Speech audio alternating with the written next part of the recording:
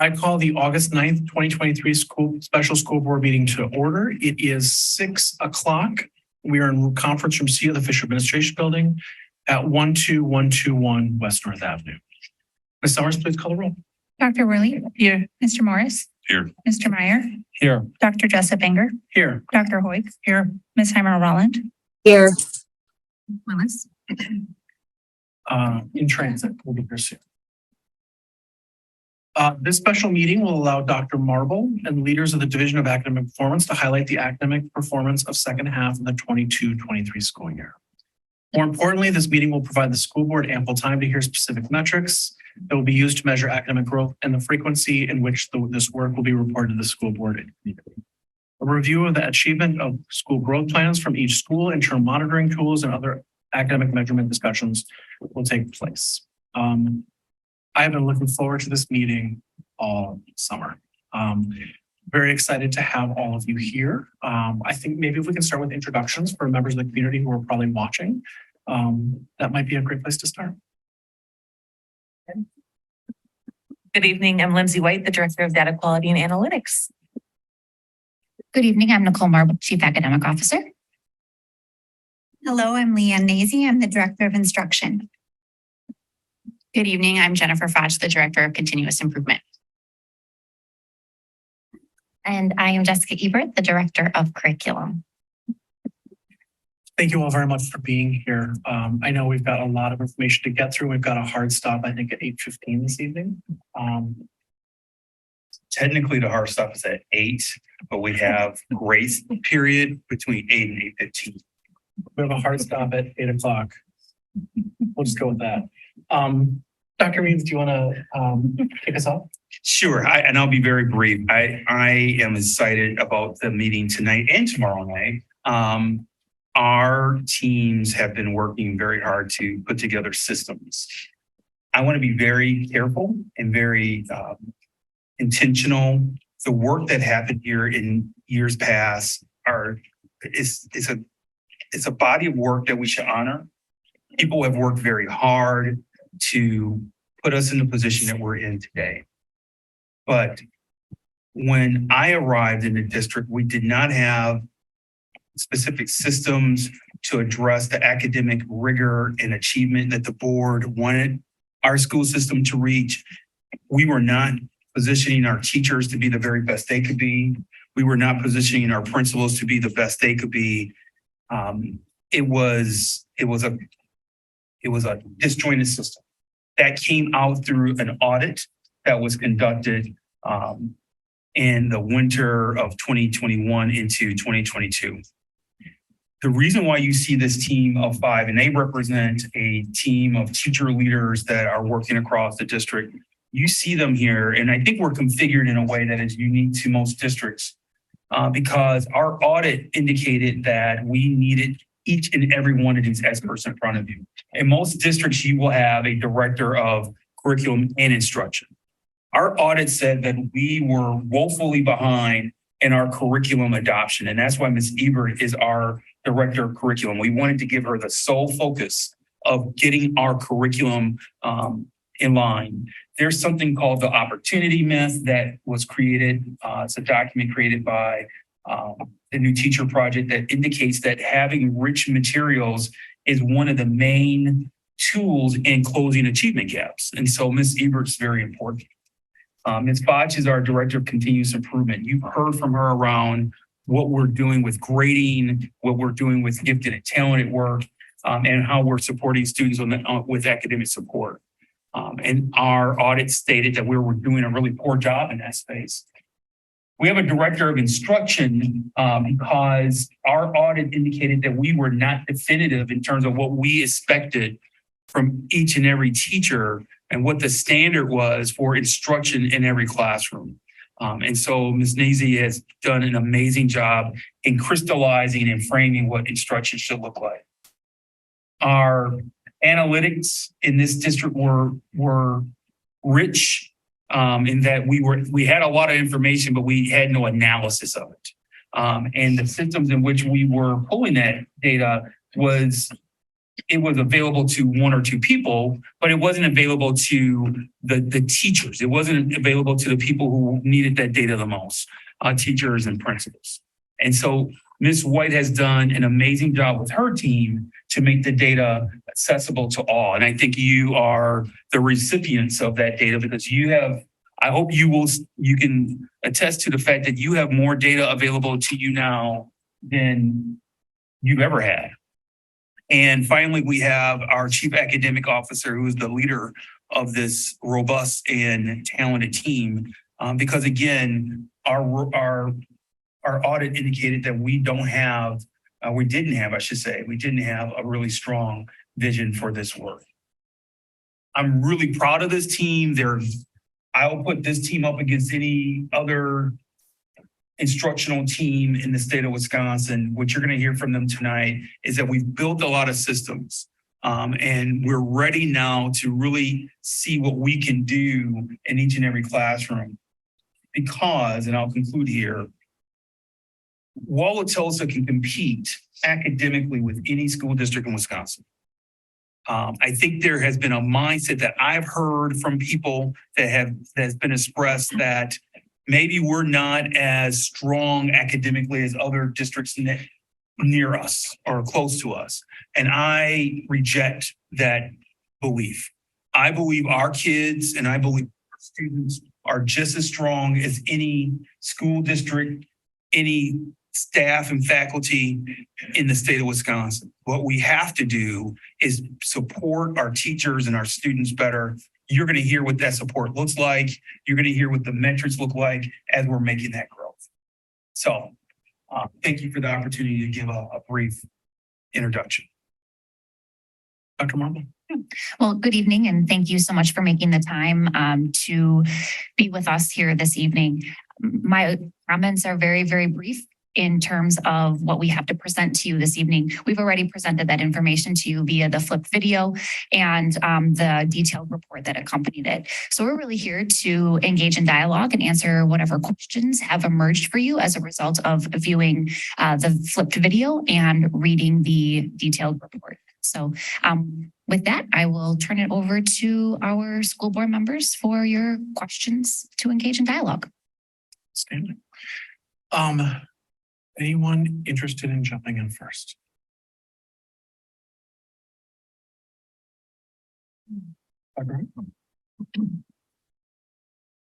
Thank you all. I'm excited to be here. First and foremost, this was a really amazing presentation. Thank you so much for putting this together, your whole team. It was really helpful to see where have we been, where are we going. I feel like it was really well spelled out so that I was able to, kind of see your plan for the future. I did have some questions, as I always do. So I guess I'll just kind of go through my list. Do we have a time limit today, Eric? This is our only topic of the evening. Okay. So I guess a question I would ask, there's going to be a board question, conversation, discussion. What is next? In terms of is there any further presentations, other things that you kind of want to guide us through? We have no other presentations for you this evening other than what was shared. So in essence, we have 2 hours for conversation and discussion. So at that point, I would say, if you've gone an hour, I'll throw something at you. Do you want to round robin, like everybody take a question, or do you want just to go one at a time? Let's go one at a time. And I think if somebody has something that they want to build off of that question or kind of follow that string, or you have related questions, and then if that makes sense. Yeah. We can do that. So okay. Pretty open. I won't time, but I would say generally around the 15-minute mark, I'll nudge. Okay, sounds good. So one of the questions that I had is regarding our disproportionality in our school district, which is, fairly significant across a number of different things. But since we're here to talk about academics, we'll focus on that. So can you talk about how our district instruction specifically is going to target disproportionality? How are we going to be addressing that over the coming year? Dr. Means referenced the opportunity myth, which is just one body of research that was done to inform that targeting disproportionality means that we need to ensure that all students have access to grade level standards, right? Grade level rigor, deep learning, and high expectations for all students. So a few of the examples in how we are responding to that is through curriculum overhaul. In the presentation, it was shared that we have curriculum coordinators and Jessica working to really do a deep dive into our curriculum, ensuring that we have alignment to those grade level standards and are bringing forward to the students the grade level rigor that we have promised. Through the development of the instructional levers, which is kind of that look for document, which really has us approaching our lens of instruction, looking at clarity around the learning, access, rigor, engagement, and with that and the learning environment, ensuring that we have created a learning environment that is conducive, right, to the learning and to support students in engaging in the type of productive struggle that they need to reach the rigor and the demand of the standard. So those instructional look-fors or levers are meant to be a supportive tool, and our principals use those to guide their how they are viewing instruction in the classroom. So looking at our learners, right, how are our students engaging? Are we intentionally removing barriers to the learning? Are we communicating learning targets that are rigorous and reflect the standard? So it's really in how what we have defined is quality instruction. So when we're talking about instruction targeting disproportionality, it really doesn't live in one box. It's how we are making instructional decisions. It's how we are approaching our lens and using the data. It's how our teachers are engaging in pace, in planning for the learner variability in our classrooms. And we have also developed an instructional handbook that hasn't gone really external yet, but it is meant to be a toolbox that really provides resources and strategies to teachers that are culturally responsive. What does that look like? The toolbox for teachers that is culturally responsive. Like, I mean, what does that look like? Is it professional development? Is it, a curriculum audit? Is it, what is it? So essentially it's a resource that has a wide variety of different instructional strategies in it. So depending upon whether or not I want my students to synthesize their learning, or if I want them to do close reading, or how I want them to write, there are different strategies and instructions for teachers to be able to see, oh, if this is what I want my students to do with a text. So an article, a clip of a movie, however we want to define text beyond the written word. It gives teachers ideas and strategies on how to engage learners at a deep level and heighten the cognitive load. So having students being the thinkers of the learning rather than the teacher being the one that's putting content into a student's mind. So Like through a culturally responsive lens. I mean, that's yes, like getting access to this information. yes, yep, absolutely. Great. Thank you. So following up on these two questions, what student data from students do we have that helps inform this work? Meaning that we collected data about culture and climate in the schools, but what do we know about student, particularly maybe broken out among those groups of disproportionality, about students thinking about their lack of engagement or the curriculum? How is that kind of learning happening, and are there goals in this next year to increase that at all? Absolutely. Student feedback is paramount to continuing to move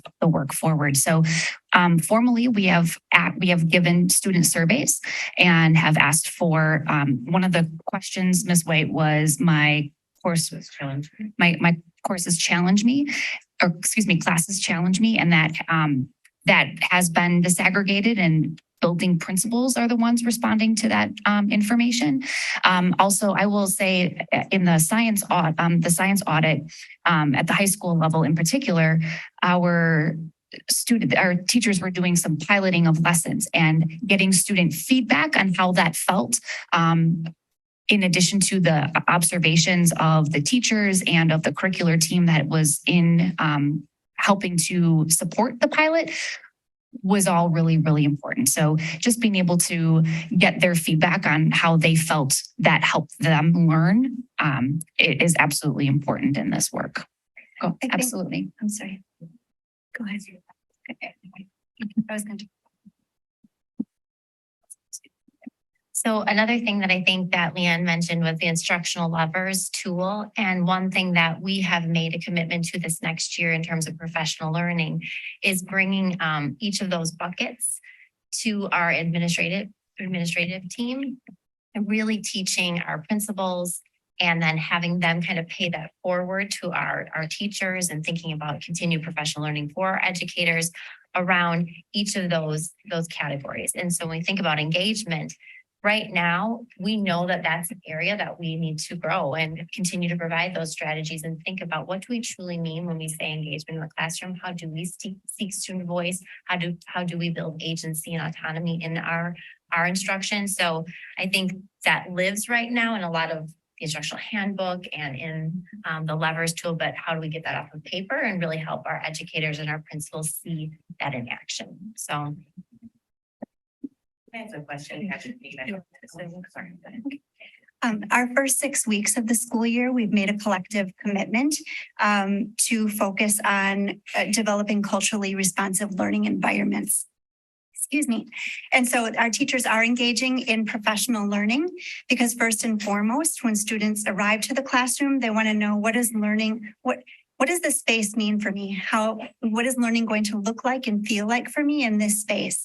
How am I going to be a part of the community of learners? So we're really making a commitment to having a raised consciousness around how we're designing environments that are very clear in our expectations and where that are supportive, where students can access resources and become agents of their own learning.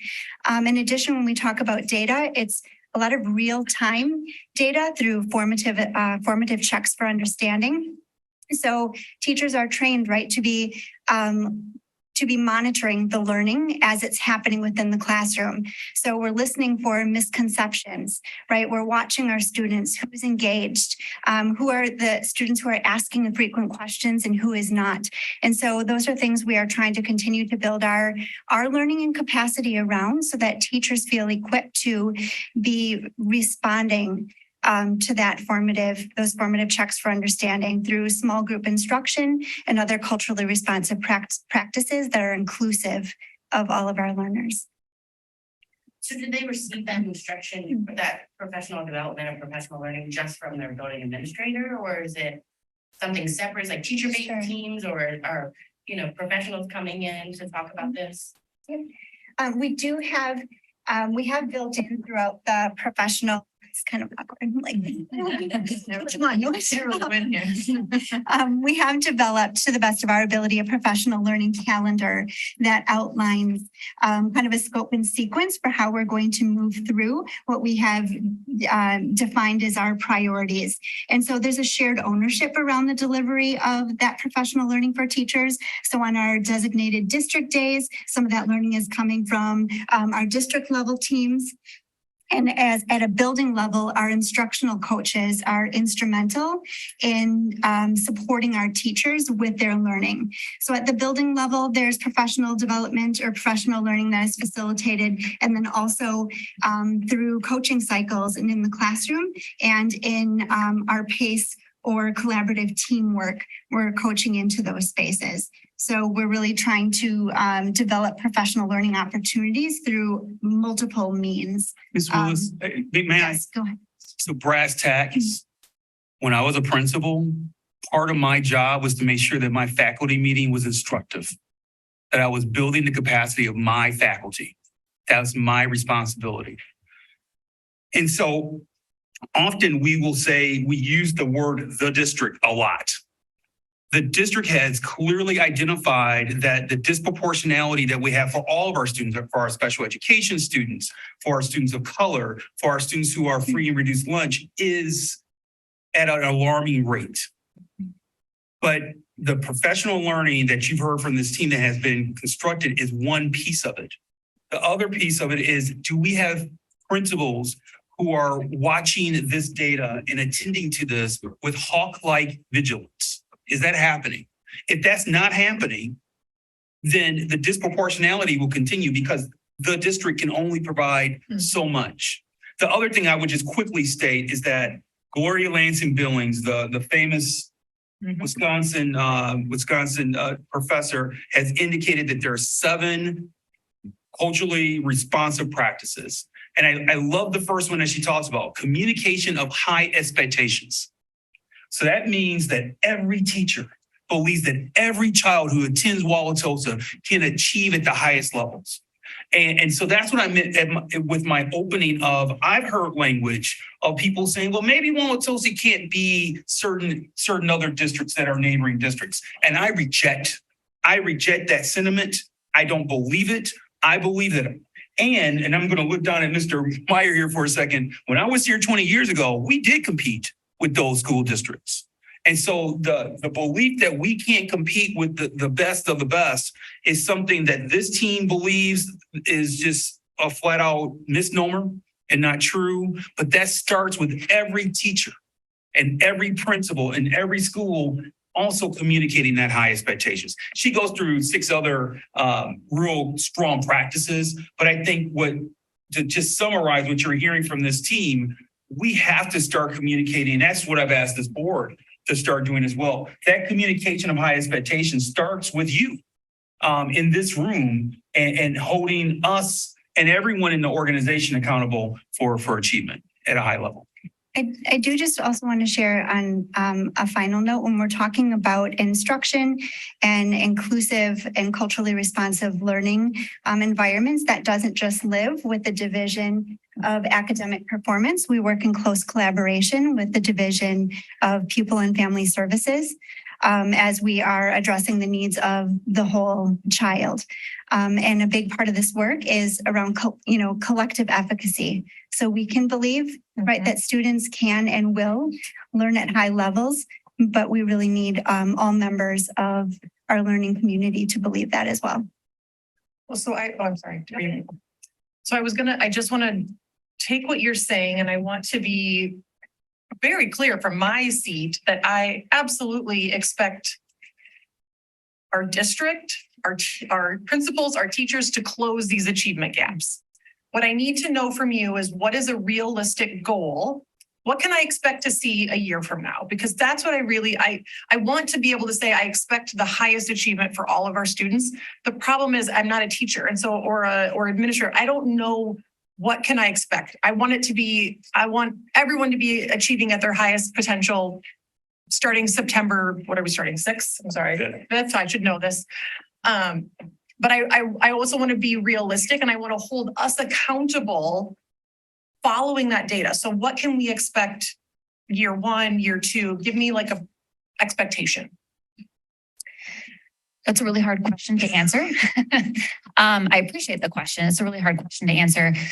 What I will say is that you can hold us accountable to closing of gaps. I can't A 2% reduction enough?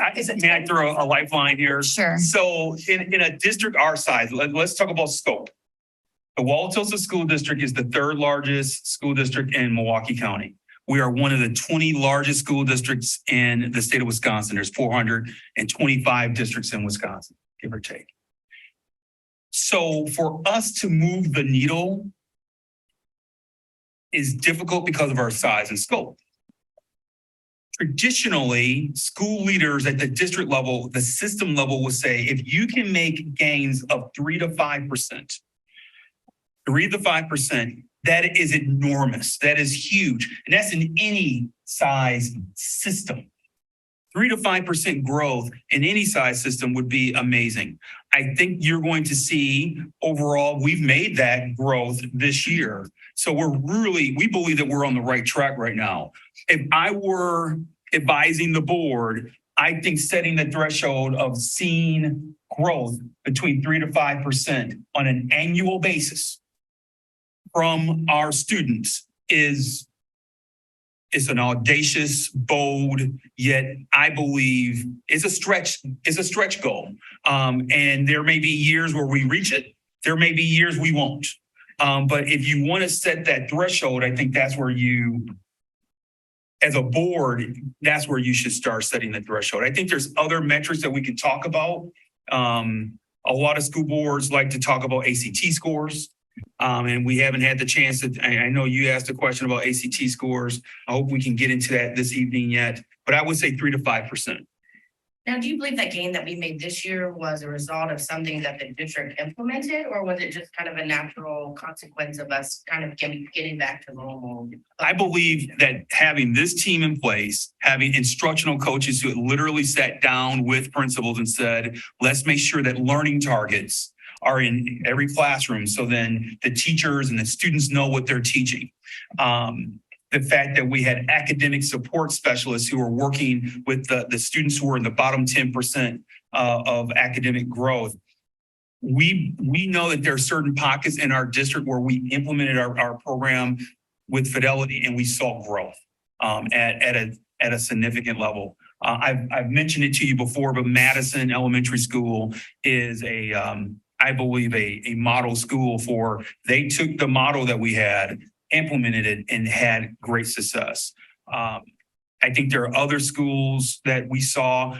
Longfellow, they became more diligent around focusing on learning targets, doing learning walks. Their principal became more diligent about that, and we saw growth there. So yes, we believe that the structure that we've put in place is helping us. We think it's going to continue to grow. Once Ms. Eber has the opportunity to start actually putting in strong materials in all of our schools, because we haven't attended to think about the materials that we use is the equivalent of a garden.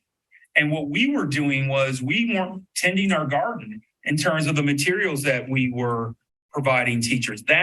And when I say we need to support our teachers, that's what I mean.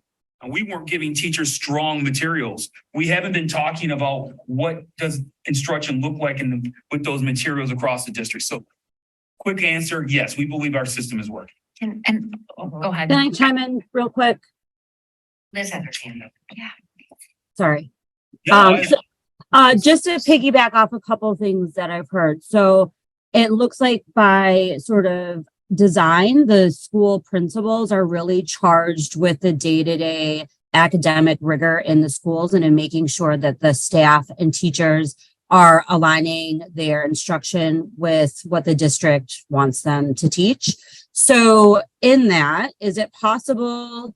I know that the administrators are going to be doing those check-ins and they're going to be submitting a lot of data to the district. I would like the school board to be able to get the principal data at least every semester so that it gives us a pulse on how the people leading the charge in our district are leading the charge in our instruction and curriculum. So that's one ask. If we can get the data, I think it's the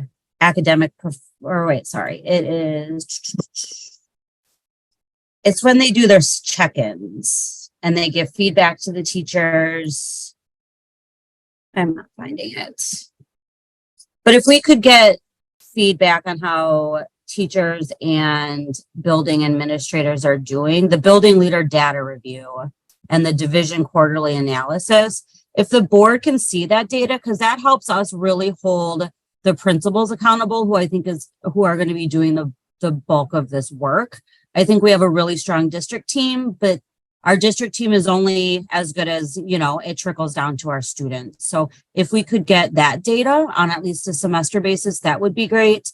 And I know we're going to be getting a semester update on sort of where we are with school growth plans and where we are in our strategic plan. Do you think that is soon enough for us to get data to really have a pulse on how our students are achieving this year? I'm not sure I heard what that question was. I apologize. Could you repeat Yeah. your Yep. So we're going to be getting another update from you all after first semester. Do you think that that is too late for us to kind of get a pulse on what's going on academically in the schools, or do you think that's a fair target? From a large systemic perspective, that is probably the most appropriate time to get the next update. We certainly are looking at data on a daily, weekly, monthly, quarterly basis, disaggregating that data by student groups. So we are monitoring the data that's coming in as it comes in, and to present sort of like what has been the systematic trend over the last semester is probably the most appropriate for this body and our community to wrap their head around. Otherwise, we start getting really, really granular. And that's really data for our educators and our principals to be making real-time corrections in the classroom and at the building level. And that will impact student learning. One thing that as I was reading things, when it comes to the school growth plans, I know that there's a desire to really engage members of the school community, PTAs, PTOs, parent groups, and I hope that really continues, and that those groups are really engaged at whether it's what's happening at Washington. Those parents are fully informed, aware, advocating, and pushing. One of the things at our level that would be helpful is to have like a red light, green light, yellow light, green light plus of kind of where they are. Are they meeting their school growth plans? And kind of like any next steps, and would really love to kind of celebrate. All of them have different needs and challenges. I know you're using that to kind of calibrate and determine resources, allocations, and so on, coaching and so on. But I think that that's one thing without attending all of those. And I don't know if they would necessarily want board members at all of them. When I've been at them as a parent, I'm like, I'm here as a parent tonight, not as a board member. But that would be helpful from a high level if it makes sense. I want to follow kind of the string of questions. And I appreciate the Gloria Ladson-Billings comment. One of my faculty is an undergrad member. And the hallmarks of excellence of when we know we are excellent. There's a competitive part of me that wants to be the best school district in Wisconsin. That I'll settle for like top 8. So how will we know for top 5, top 8, that we're our very best selves, that our system is working, that every student is getting the best education we can deliver, and we're feeling really like we've made it? What are the hallmarks of excellence that we would see? We've talked about, we've got data, we've got milestones. I think our milestones are fine. I don't think that they're not stretch milestones in a lot of kind of in some of the different pieces. When I think, and I'll go back to the ACT score. The 22 ACT score as an average is not where I'd like to be. I'm happier if it's better, but 22 isn't a great score. It's not what we're aspiring for our children to have. Can I say it a little differently? Because I think for a child, so this is where it gets tricky when you talk about scores. It depends on each child and their journey. For some children, a 22 is a good score. It will be virtually impossible for a child to gain admission into University of Wisconsin-Madison with a 22.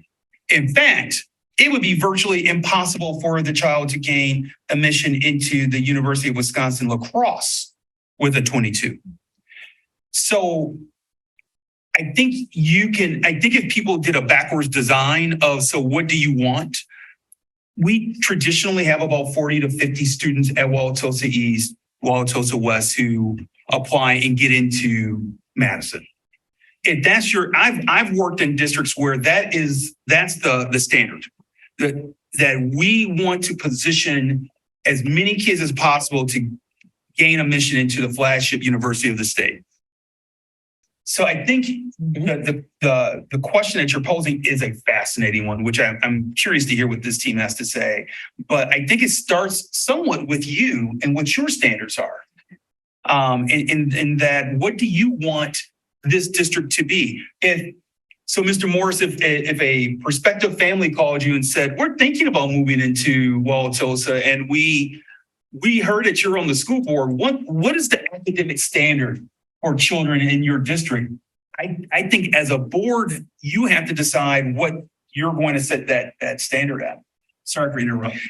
No, and so I'm intrigued of like, what are stretch outcomes of when we've achieved excellence? What are those? And then we've talked a lot about observations of things that you were able to see, learning walkthroughs, behaviors that we see in classrooms. To me, both of those things need to be important. We need to be good at what we're doing, and we need to show really positive outcomes. And I think ratchet those up. So I'm really excited about the growth. I'm also excited about, I think, building on how will we know and what are those hallmarks? And I think that's something I hope we can continue to talk about tonight. When we say implementing to fidelity, what does excellence and fidelity look like? How would a parent see it? How would a student experience it? And how would we know as a system that we've reached it? And I've been impressed in reading through the summary all the things in place to build this, recognizing this has been done in 12 months and building upon a lot of things. So please don't hear it as a critique of, I don't expect us to be there yet, but you set a high bar in terms of what we've done. I've been deeply concerned about our middle schools for quite some time. I'm really glad to hear Longfellow is on a trajectory. I would love for us to be a place where people come to figure out what's Wauwatosa doing that has middle schoolers excited about going to school. That summer's a bummer of a time because they aren't in the classroom. And that's a tough high bar, right? Maybe impossible.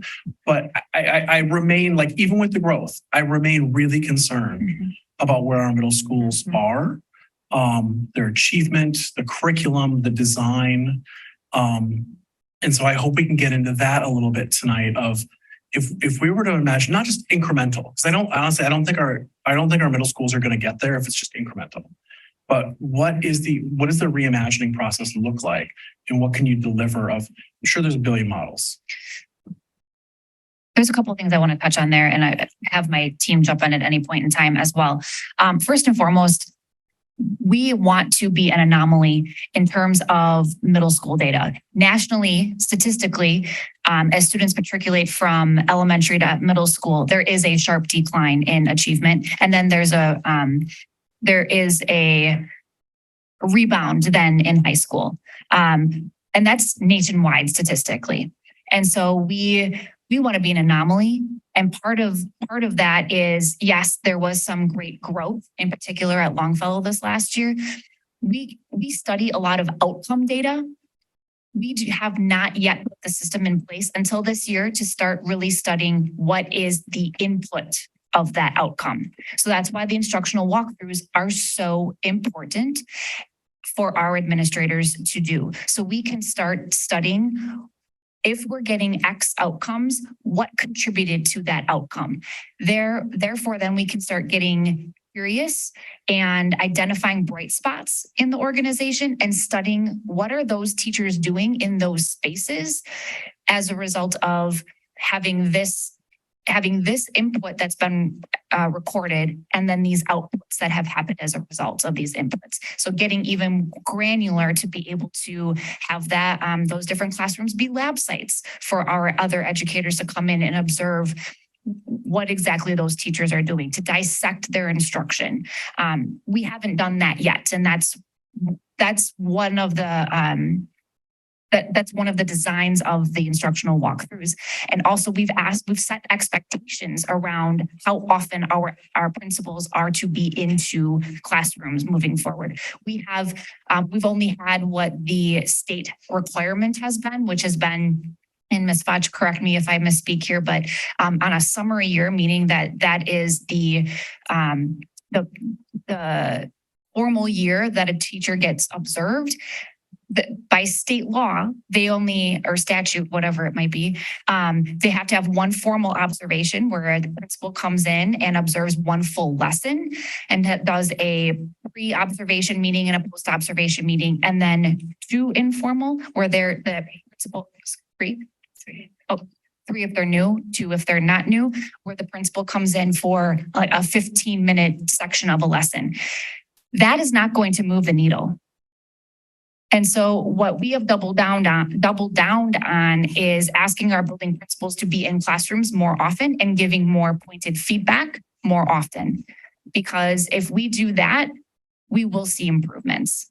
And that is part of why we saw improvements at Longfellow this last year, is because Dr. Larson, Ms. Gilbert were getting into classrooms much more frequently and giving more pointed feedback to our educators that was actionable and bite-sized, so that it's something not lofty to improve upon. It is instead of having your students turn and talk about this text, have student A start the turn and talks, because as I'm noticing students in the classroom in their engagement, not all students are entering in and discussing what you're asking them to discuss. So by saying, okay, nope, student A is going to start the conversation and student B is then going to be the rebuttal to the conversation. It's those practices that are really simple that can make a huge difference. And so that's what I'm really excited for us to be able to unpack with our building principals around the instructional inputs that are producing outputs.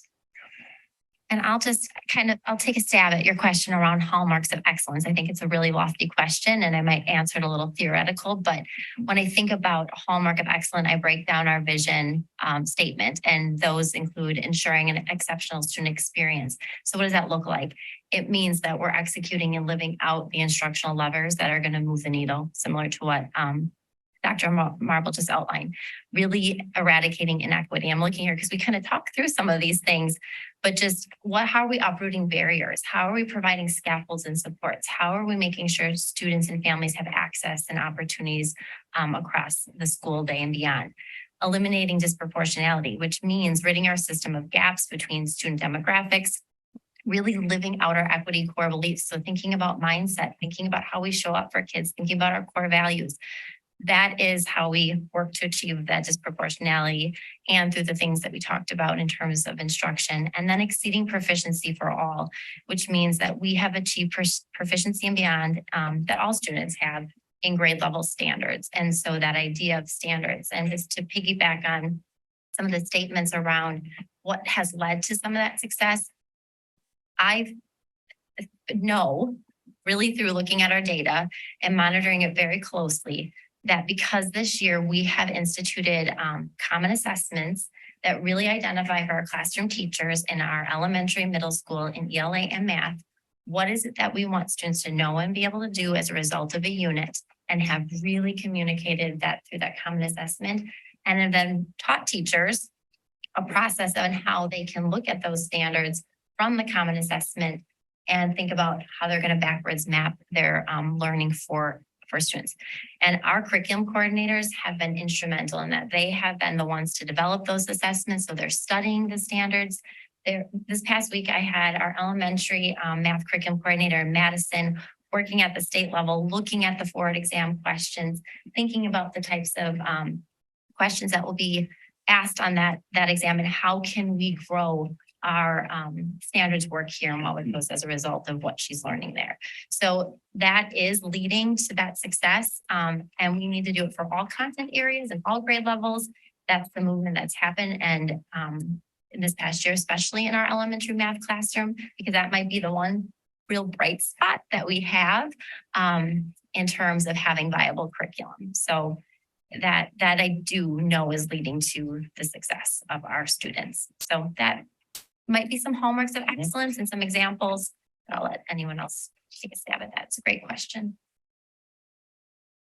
No, I was just going to say that I feel like the hallmark of excellence really is the vision.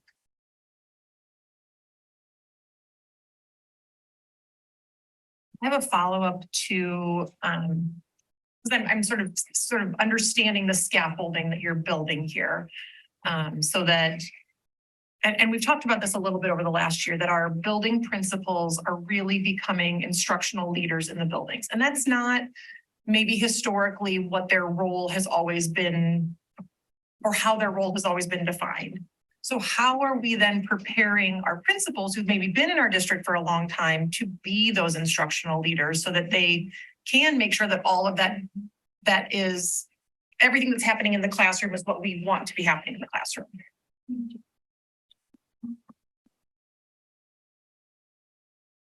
All of our principals work with a thought partner. And so across our district level team, we're really partnering for principals do a self-assessment, or we have recently done a self-assessment to really identify where they need to grow and trying to align them with resources and expertise that can walk alongside them and help to do those learning walks together and to be able to calibrate what we're looking for in the classroom. And so that is one way where it's like similarly to how our teachers receive feedback from principals. Our principals are able to receive real-time feedback as we are just engaging in the work together in a partnership. And so that's one way. Are you all the thought partners or is that? Yes. So you're, okay, Yes, across all of our divisions. okay. Depending on like what point or Yes. We also have administrative meetings or day-long retreats in which we have outlined the professional learning that we're making available to our principals. So for example, I can speak towards the instructional levers. Each time we meet throughout the school year, we'll be doing a deeper dive around that one instructional pillar for that month and being able to calibrate, perhaps watch videos, write norm around what high quality instruction looks like, and also inviting principals to bring their school data to the table to talk about what's happening in their buildings and to learn from one another. I will just add, so similarly to what we do with students, for our principals, we have outlined what we want them to know and be able to do after or through, by the end of the school year. So regardless if they are a new principal to us or a veteran one, we have outlined 5 objectives for them. So I'm just going to take a moment to read them really quickly. We want all of our building principals to have clarity and calibration around educator observation as a critical student growth strategy. So we want all of our principals to come together, watch videos and calibrate on whether or not what they're seeing in the video is exemplary or what feedback they would give to that educator. So that is one way that we will be utilizing technology to help us with that. We want to enhance their skills to provide teachers with meaningful, actionable, bite-sized feedback. So some of our building principals are exceptional instructional leaders and have bags of instructional strategies to be able to point our educators to. And we just want to make sure that everybody has access to that and can speak to actionable feedback. We also want to enhance their skills in monitoring teachers' application of feedback. So it's one thing to just give a teacher feedback, but then is it actually taking hold in the classroom? And so we're going to be working on that as well.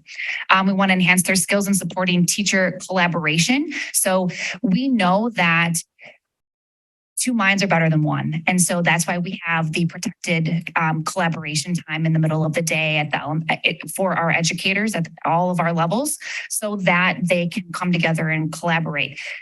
If our teacher teams are not coming together or having fruitful conversations, then we aren't getting the max return on investment from that. So our building principals are being asked to not only get into classrooms to observe instruction, but also getting into collaboration meetings so that they can monitor the health of the collaborative nature of the different teams that they are responsible for. And then the last one is, as Ms. Ebert was articulating before, that unpacking of units and how that all comes to fruition in terms of predicting misconceptions that students might have before they even get the instruction, to monitoring data. That's another, we want to ensure that they understand that whole entire process. Some of our building principals that were here, or all of our building principals that were here last year, had some initial learning. We want to deepen that learning and bring all of our new administrators along that journey as well. So those are the 5 key principal objectives that we have for the year that we've outlined for them. They're all aligned to principal evaluation standards as well. So that is how we will be moving forward with supporting our building principals so they can do this really important work at the building level. I have a question kind of to piggyback off that. How are you using survey data from teachers, to strengthen the relationship between the building principal and the educators, right? Because I think we saw a disconnect in certain buildings this year. So how are we kind of using that survey data to, equip some of our building administrators to have the tools they need, to build a positive culture? I mean, I think any business thrives when there's a positive culture between staff and, their superiors. So I just wonder, has there been a focus on that, or how do you, kind of incorporate that data for futures? Yeah, I'm going to ask any one of my colleagues to jump in here too. We actually just did a learning with our building principals around the difference between climate and culture.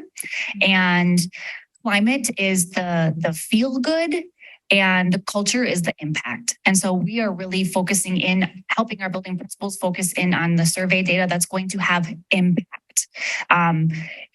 We can have a great building climate where everybody likes being around one another. But if we're not having an impact, then we don't have a good building culture. And so that's something that really resonated with our building leaders and that they're really starting to think about as well. I know that some of the feedback that has come from a couple of schools has been, I don't get feedback from my building principal.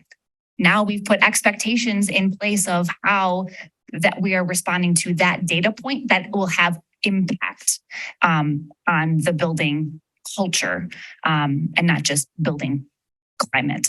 So it's one example.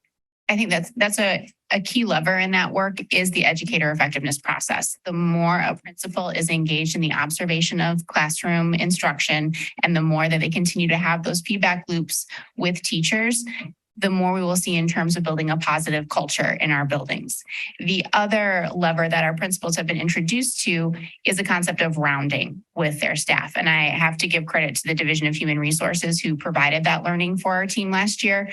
And those are just check-ins, asking a standard set of questions a few times a year to create that space.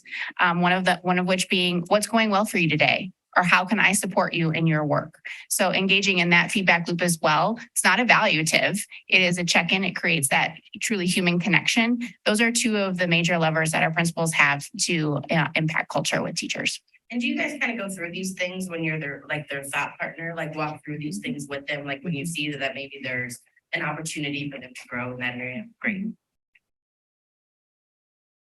Would you define what your question was striving for towards defining culture or climate?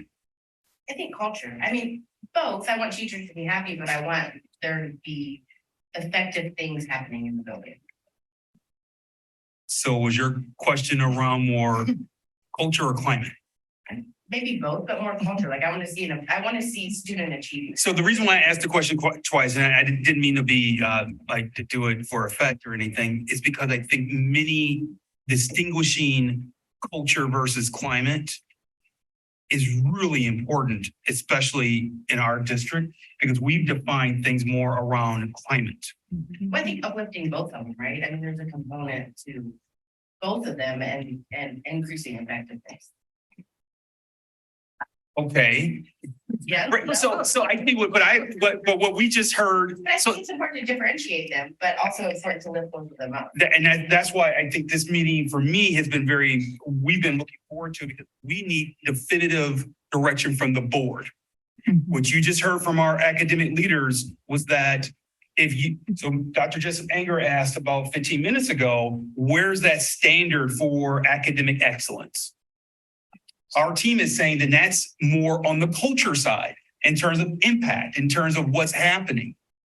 Your question then tended to move towards, so what is that's why I want to really get a feel for, is it Survey data climate- would have probably been more about the climate. right? Correct. I think the survey data that the Yep. Correct. teachers provided, but I- also they might not think that students are achieving because it's a poor culture, right? So I think they're intertwined in a way, but. If I will just say one last thing in relation to that, I will say that in some of our buildings, when we talk about teacher survey data, in some of our buildings where I know that our building leaders were pushing the culture and the impact on student learning, there was a decrease in teacher climate responses on the surveys. So a noticeable difference. So may I?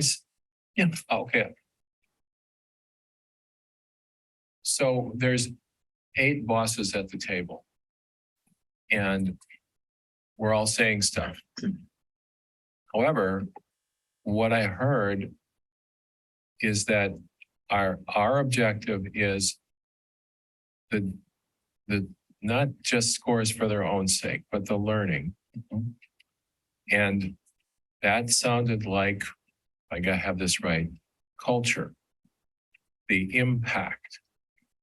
And I don't think it will be effective for the board and the superintendent to say, well, we really care most about the learning, but we're not going to let you focus on the learning. We're going to want we're going to want culture and climate. I think that's talking out of like inconsistently with the message we're giving, that we've always been told there's this, we need a unity of objective. And we either have it or we don't.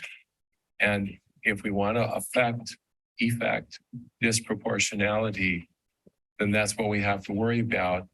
And yes, climate is important, but for my view, the board has to speak with one voice about what's job one.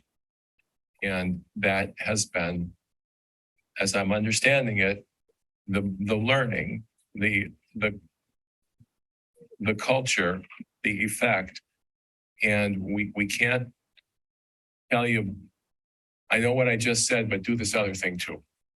I mean, in some sense, we have to be self-disciplined on our priorities and hold to one primary goal for the period we're talking about. I think what you're saying, Mr. Myers, it's another point I wanted to bring up. We can't just make sure teachers are happy. We're doing things to make teachers happy. We're increasing their salary. We're giving them supports, right? We're doing things to make teachers happy. But then how do we hold them to a highly effective educator standard, right? How do we make sure that we know that our educators know that we have this expectation for them as a district, as a board, that they are meeting the needs of our children, therefore, affecting that academic achievement?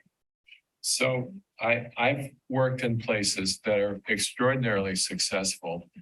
And the message from the very top is, if you're comfortable, something's wrong. And so if comfort equates to climate, I mean, we're not, there's this tension that's needed to achieve, and that's not always comfortable, and so, we have to, as professionals, aspire to sort of that creative achieving discomfort, and so that's what. Anyway, just what I think. I think really well said is we don't want people, we want an organization. Well, here, I'll say this. I want an organization that is striving to be constantly learning and getting better. And it is always a little bit uncomfortable because that is the place of learning and that is the place of growth. And there's humanity to that. There's valuing human beings. There's valuing the whole person. And I would applaud the things that are being done. I think big and little things. There's salaries are one. The change in the PTO policy. I think shifts that have been advocated for around a greater number of academic specialists. Is it 6 to 12? Is that? I think the shift in planning time. And I love to see in the report the number of hours of planning time per week that teachers will have. And so although like we've got to provide the supports and I see that happening, and we've got to hold ourselves as a board, I think, to a place of being uncomfortable. Dr. Means as a place of being uncomfortable, you all, literally the whole organization. We only have one employee in Dr. Means. What I'm curious about on top of all this is I often find myself as a board member asking for higher standardized test score results. And as an educator, which is what I'm trained in, recognizing that is a small part of what a fully educated human being is. And so one of the things I think a struggle that I've had as an educator is that some of the things that I really care about are really hard to measure. And they certainly aren't clear in their measurements. So I want to hold both of those things of what a well-rounded, good human being is that graduates from our schools, that can be a great leader, that cares about their community, that isn't a bully, that just as a good person is going to go do good things in their community. And I want them to achieve to their highest potential academically and be excited about learning. One of the things I think the vision of the graduate provides some metrics for that, but I would love for us to continue to push at that and think about that as an organization, and to think what's our hallmark for excellence for a graduate. Like when we see a graduate, is you can kind of see them. There's those students who are like, wow, you've overcome challenges, you've figured things out, you've become a great artist, you're great in your trade, you're great in contributing, you're just a great kid, a young adult that is doing good things and has a great future. But what are those things that we hope, and how do we know that we're making progression through it? So I will keep pushing standardized tests because frankly, as a board member, it's easier. And I will keep pushing myself to also be thinking about, and the organization to be thinking about some of these other components of what it means to be a fully well-rounded graduate of our schools, of a student and an alum that we're really proud of. So I'm very pleased that Mr. Pinion and Ms. Clem are here tonight. They didn't have to be here. We'll see them tomorrow.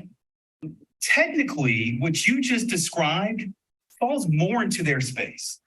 So I'll candidly, I ran into a parent earlier today who said the college counseling process in our district is not as strong as it is in other school districts. What you just described was the counseling process of how do we uplift the skills and the talents and the treasures that students have, and how do we make sure that we're lining those students up to be the very best they can be. What this team does, and they have other people that work for them. I want to highlight two. Liza Weber and Brenda Jones are leaders in the area of math and English language arts, respectfully. They're some of the best experts in their field in the metro area. When people say there's more people at Fisher, the reason why there's more people at Fisher is because you need a Liza Weber who's going to stay up at night and say, how can I make sure that math instruction in every classroom in Wauwatosa is the very best? So what we need from the board is when people say there's more people at Fisher, your answer should be yes. Yes, there are, because we need Liza Weber to support teachers. So then teachers are not mini curriculum directors. So prior to Liza Weber being in her role, we were asking teachers to be their own mini curriculum directors and figure out how to get math instruction at the very best it could be. And what it created was islands of excellence in our district where some teachers were really good at being curriculum directors and others were not. And so we are very, very, I think, honored and lucky to have, and it's just not Liza and it's not just Brenda. There are other people who are working. Our instructional coaches are expert people in knowing how to help teachers refine their instruction. But I think I want to take this back to a high level in terms of governance. From a governance standpoint, you have helped us with climate. You've helped us with compensation. You've helped us with PTO and improving that. You've helped us with benefits and making sure that teachers have strong benefits in this district. You've helped us and you gave us $1.2 million in the last budget to make sure that we had common planning time, or what we call PACE, at all of our schools. That's going to help our elementary school teachers immensely. That's all good. And that's where you've really you've shined in terms of helping instruction. But where are we with culture? Miss Eber's she's nice right now, but she's gonna test you in a few months when she brings to you the recommendations for English language arts curriculum. And you're gonna see a price tag with those materials. How are you gonna react from a governance standpoint? You're monitoring, and I think you've been asking questions tonight, but how you monitor the goals that you want us to reach. And so those goals are really technically yours. So if you believe that I'll just throw out a number. If you believe that 3 to 5% growth annually is where you want us to be, then that's the charge you need to give me, because that then sets a tone for the entire organization. If you think the 22 ACT composite is too low, then say it. And then we will react accordingly. So the monitoring of goals. And then against ensuring that there are high expectations. I talked about Gloria Lansing-Billings, but communicating high expectations starts at this board table. If it starts with Dr. Marble and I, if it starts with this group and you're absent of it, from a culture standpoint, there's misalignment.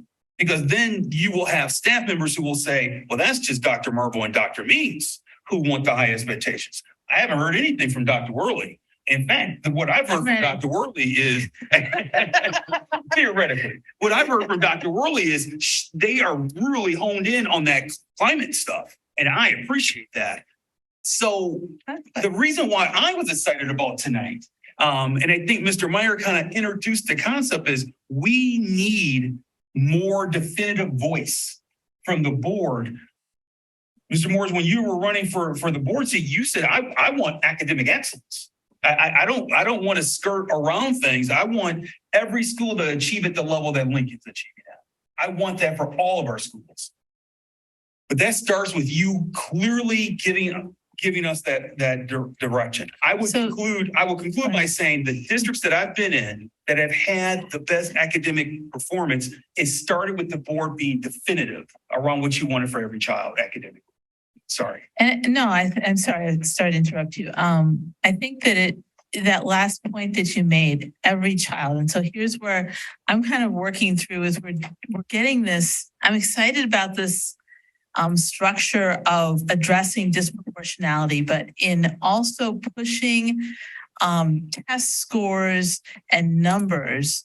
There is that, and maybe you can speak more to it, either Dr. Marble or Dr. Means. There's always that, and as it's not my biggest area of expertise, but there's this that pushing can push the looking or the preference to actually push them more disproportionality, because one of the ways to achieve those higher numbers is, and to push people, is to not then attend as much to the all-inclusive. I don't know if that is making sense, but it like I want to get to those high standards, but I don't want to get to them at the cost.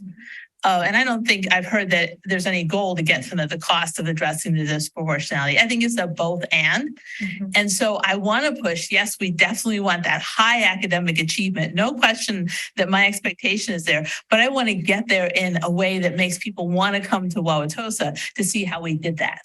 How did we do that in a way? And, I was struck by some of the data, for example, in reading through the longer report about who is taking the classes and the clear economic and racial disproportionality and who is taking the classes. And that starts really early. That's about self-esteem as well as about preparation. So we have to start here in ninth, and as you know, ninth, I'm talking to those who already know, but the public may be listening too. We have to start at the 8, 9, 10 and back that up. Mm-hmm. And that sense of, yes, I can do this. And, Jessica and I talked about in different statements about, and Ms. Clem is here too, about the, twice exceptional student and the students who are, labeled as special education. And I will say that label has some real big derogatory feelings that sometimes, particularly the way we shorten it in this district. So I try to use the longer words all the time.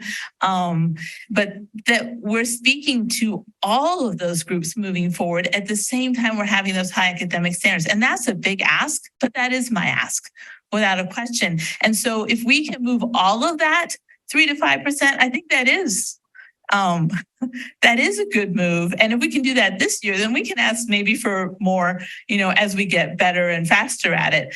I guess my last piece of this is I'm still a little bit unsure and concerned that our building leaders, including the principals, and I think also the building leadership teams, which I'm pretty excited about how those grew this last year. Do they really have the tools and the supports and the supplies and the resources that they need to hit those culturally responsive, a curriculum across the board? Is it really there? Do we have the people in the district who can do that? Are we asking ourselves hard enough questions about what that really looks like? Sorry, that was a long monologue, but as far as yes, I'm definitely there, but not at the cost of a larger separation and more islands. We need that. We need the schools to all move along. That's super important. So I would definitely ask for that excellence, but in not just the test score area. To me, academic excellence is also about everyone crossing that line in an excellent way. I'll start. I think that scores are an indicator that you have to pay attention to. And it doesn't matter if it's a student with special needs on the DLM, or if it is a child who is of color and they live in Wauwatosa. There are certain metrics that our society has said we want you to reach. So if your child is with special needs on the DLM, which is an assessment that we give, we track how many of those students are proficient on the DLM, because we want to reach proficiency even for those students. That it shouldn't be even for those students. We're tracking that. Mm-hmm. For a child who is of color, the best thing we can do in the name of equity is to make sure that they are academically proficient and able to achieve and access whatever post-secondary options they want. So I think when I thank you for your statements, I'm always approaching this from the perspective of it's not about the score, it's about access. And the only way you can access the dreams that kids want post-secondary is if they have the score. Yeah. If they don't have the score, then we've coddled them. We've made them feel good up until high school, and then they're not prepared.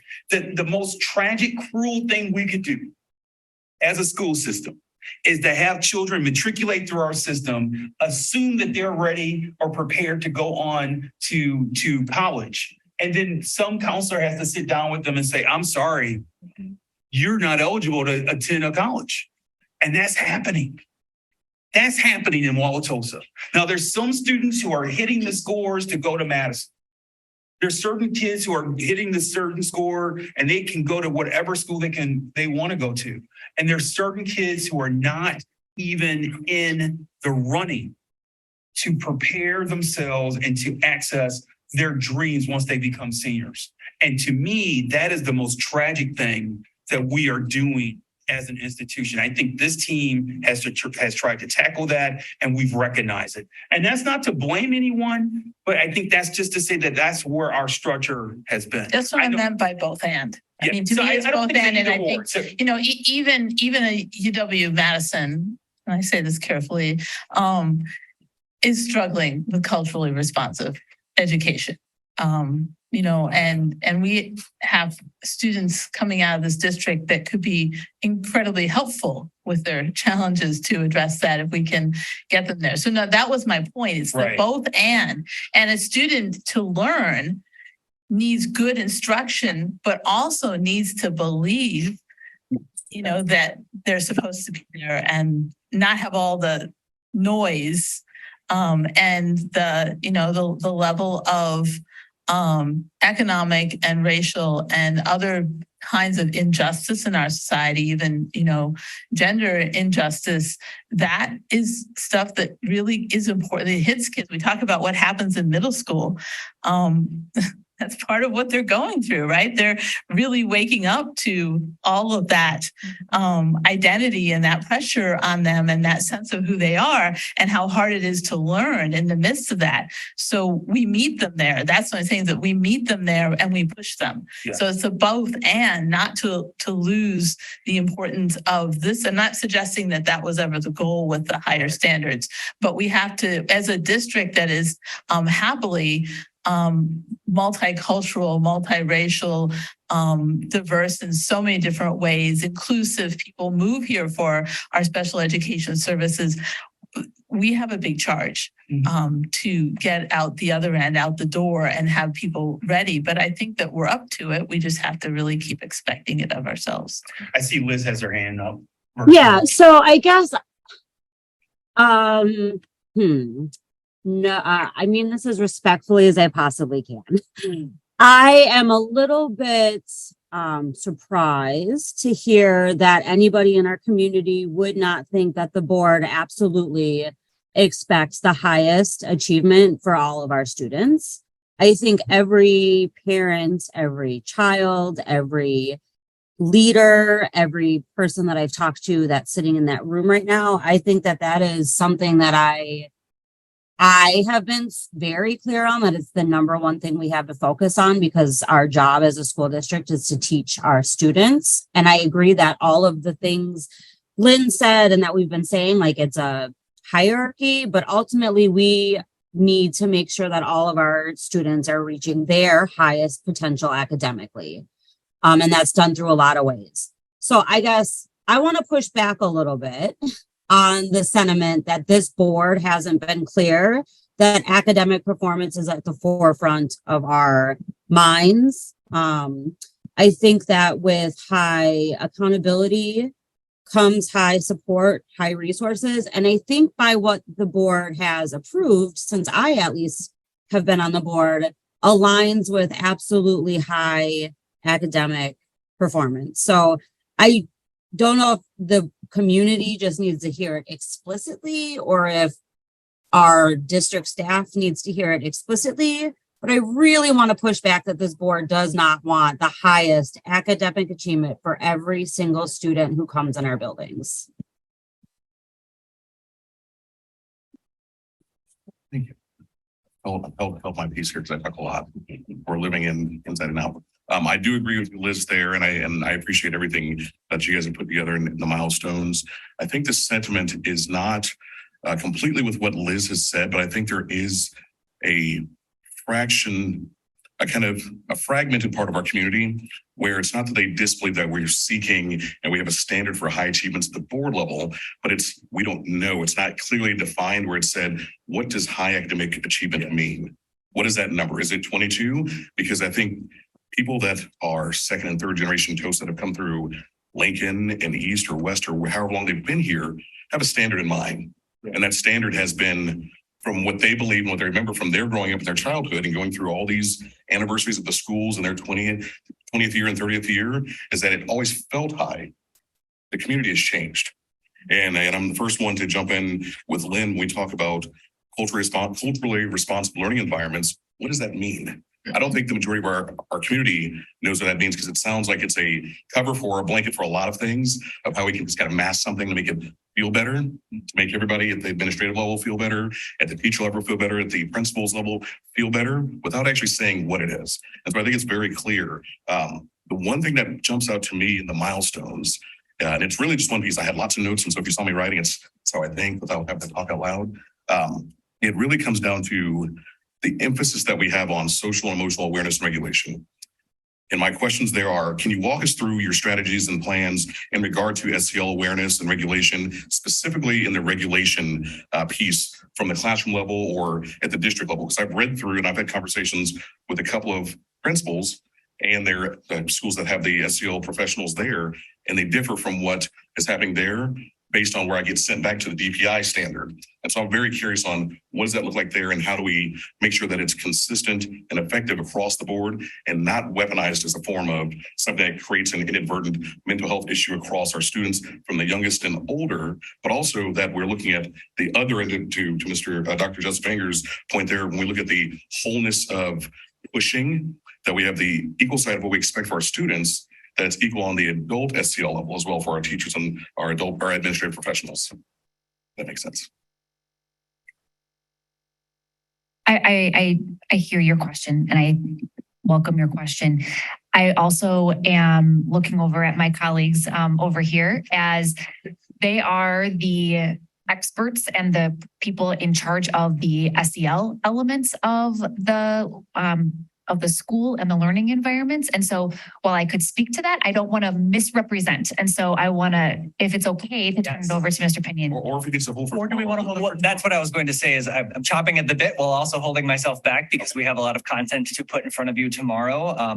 We will unpack for you tomorrow night what culturally responsive learning environments means, where that training was developed, who was a part of it, what it entails.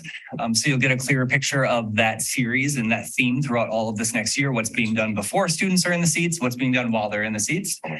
I also want to just add a clarifier, like climate is how we feel. And this really stuck out to me too when we had the training with Tammy Gibbons. Culture is how we behave. And I echo Dr. Mean's statements is this board has done an excellent job attending to how we feel. And I think now we're talking about how do we behave. And if I may, and Liz, no need to push back. I think we're all on the same page. I think, Mr. Moores, you said it best. What I'm asking for, and I believe what this team is asking for is we need you to be even more specific. So what Dr. Hoig said in terms of should we ask for 3 to 5%? So if the board comes and says we are expecting our employee to grow the district 3 to 5% annually, that's different than saying we have high expectations for academics. Now you're locking in, or to say, I know that we have a milestone of a composite of ACT of 22. We actually want it to be 23. And so in terms of the tactical things that you have to do to get us there, we don't want to know, but we do want to hold you to that standard. Right? I think that's what I shouldn't say I think, that's what we're looking for from the board. So I think we're all on the same page. I'm not suggesting that this board doesn't have high expectations, but that specificity would be even that much more helpful, not only for us administratively, not only for the community, but I think for our kids. I think, I'll go back to that example that I made. So then when the community member who was coming in and saying, so tell me more about your school district, you can then say, we have a goal that we want to grow academically 3 to 5% every year, that we have an ACT composite target of X number. That's so Liz, respectfully, I thank you for the dialogue. We do believe that you support and want high academics, but if you can be even that much more specific, that would, and I see this team nodding their heads in the affirmative, that would help us. So Liz, did you want to follow up? I do have a very specific question. Well, yeah, I think because we are not all experts in education, I think getting to that level of that specific with our expectations can be difficult because before you said, 3 to 5% improvement would be a huge improvement, especially in a district our size. I guess I would have said 20% of our students need to be more proficient than they are now or whatever that is. So I think to get specific, it's difficult without being the experts in those fields, right? So, Can I build upon your point? I think one of the things that the board may ask for us to set these whatever targets we land on as a group is to charge Dr. Means with articulating if we want to be in the top 5% of schools nationwide, the top 2% of school districts nationwide, what should our target? What are those targets? What does eliminating disproportionality mean? Is it that it's 0 immediately? Probably not. But what do we see in the 1, 3, 5, 7 year range? And what are the schools that are seeing great success? What's their trajectory? And what we can calibrate. One of the, and I think that then we're not picking a number out of thin air, but we're calibrating us on schools that we are aspiring to be as successful. And I think that that's what I poorly articulated is what is a hallmark of success for schools that we're saying we want to be like them. We want to like, and it's probably no single district that we would pull each of those hallmarks from, but we know that we want TOSA to be certain things, have certain values and have certain outcomes. Different districts we can borrow from to feel like, what's the trajectory? What does the growth look like? What does the outcomes look like? That we then pull together that for our community. And that is I think, ultimately our responsibility as a board. And so Dr. Means, I would propose that we ask Dr. Means for that of articulating right now, 3 to 5% we've heard tonight. What is the ACT score that we should have as an average as a community? If we are saying that we are truly excellent in providing outcomes to students. I would second that for sure. What's the percent? One of the things I looked at through this, what's the percentage of students that are taking an AP course? Every child, I believe, is taking AP Human Geography. What's the percentage that should be taking the AP exam, and what's the percentage that should be passing? And broken out by groups too. Yeah, and 100% agree. But could I get even more granular? Yeah. I'd like us to think about what are we going to do about our rising eighth graders and our just finished eighth graders? Because this is a national crisis from what I hear in terms of, and our data is reflective of what has happened across the country. So what's our plan for this year? What are our goals that we're setting specifically for those who are coming into eighth grade and those who have left eighth grade? Because I don't want to just improve the eighth grade number. I want to capture those kids, and maybe a little bias. I've got one myself, right? So you could attribute it to that, but the kids who are going into ninth grade, because we know that something happened for them. What are we going to do about that as a district? Dr. Worley, can you talk a little bit more? I don't know what you're referring to. Well, you could look at the milestones, and I think you'll kind of see if you want to look at data, but there is a national discussion about what happened across the nation with eighth graders. I mean, somebody else with more expertise might speak to that, but I heard quite a bit of conversation about that particular age group. Yeah, in terms of proficiency scores, was really underwhelming this year nationally. So, we can't say it's not just Wauwatosa, but we can say what's Wauwatosa going to do to stand out about that and that group of kids, because we still have a few more years with them. So what are we going to do for them, and what are we going to do for the other middle schoolers coming through that we want to make sure we don't be in that position? That's a real granular ask. No, I think I'm really concerned about the milestones of community engagement. I was thinking about math. I recognize that too, but for so many middle school students, the level of engagement of what they're involved in, They're related. They're connected. I agree. They're connected. What they're going to. It's all connected. ELA from our fourth grade, and I get it. It's not the same.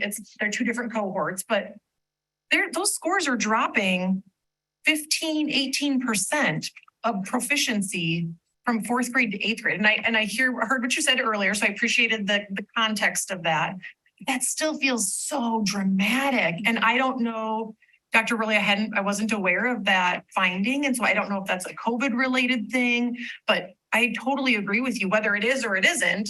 What are we going to do about it? Because this was disheartening. 39% of our eighth graders are proficient in math.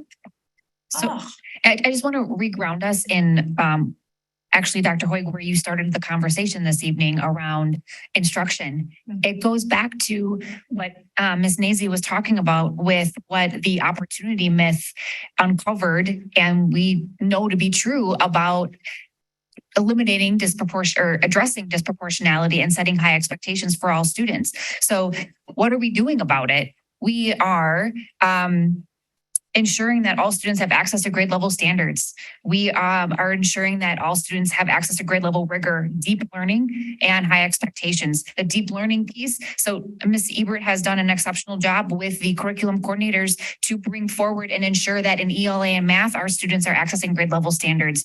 Now we need to make sure that our educators have what the toolbox that's inside of the instructional handbook to make sure that deep learning is happening. And then we also need all of our educators to believe in our students and hold students to high expectations and not just pay lip service to it, but demonstrate that in actions. So that's what we're doing about it. I just wanted to reground in all of that. Thank you. And there's just a particular, when you look at those numbers, and I do think it's a larger picture. It's definitely what's happened to our nation, to our world with the pandemic. No doubt that's a factor. But then we have all that much more call to say those who are incoming ninth graders are a particular place to, push that a little bit more because the scores tell us that they don't have it yet. And in terms of so not only have we given our building principals expectations of the frequency through which they are to be in classrooms, we've also given the directive to our middle school administrators as well as our high school administrators to be at those critical grade levels of getting into sixth grade classrooms with more frequency, getting into ninth grade classrooms with more frequency because of exactly what you're talking about. Thank you. So, 7:30. I have so many questions. So one of my disappointments of this last year is not moving forward with the Strong Start program. I feel like we also continuously miss this opportunity with summer school of not, had we had in place something to pick up eighth grade students and said, you're just going to keep going. There's no June, July, August summer break. There's you continuing to learn and find creative ways to do that and to make sure that you are ready to be successful as a ninth grade student.